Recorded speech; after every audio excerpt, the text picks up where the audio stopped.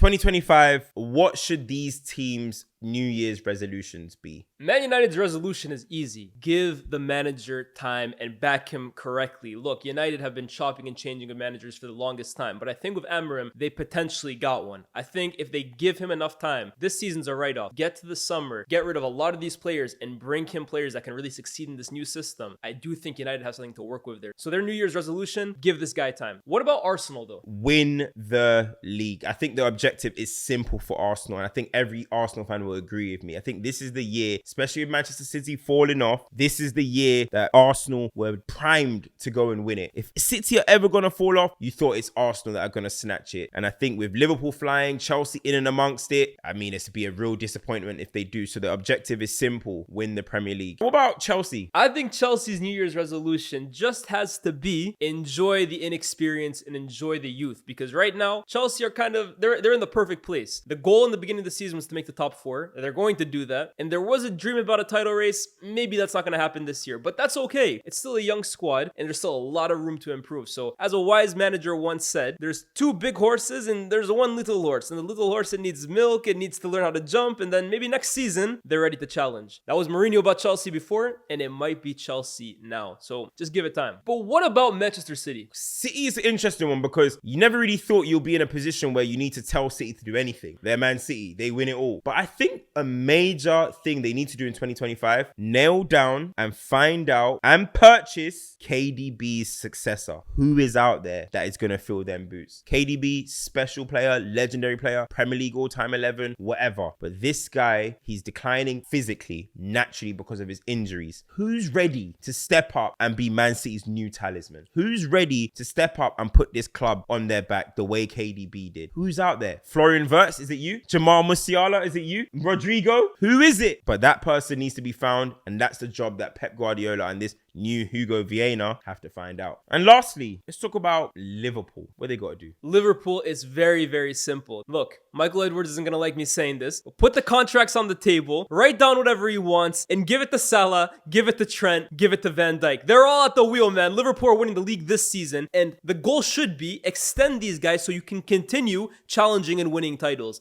Enough about the sustainability, enough about this long-term project that might not ever fully find its wings. You have brilliant world-level players right now. Keep them at the club for as long as you can. Give Salah what he wants. Give Van Dijk what he wants. And make sure you keep Trent, the local kid, at the club as well, too. I think they're winning the league this season. But if you extend them just a few more years, who's to say they can't win it again next year?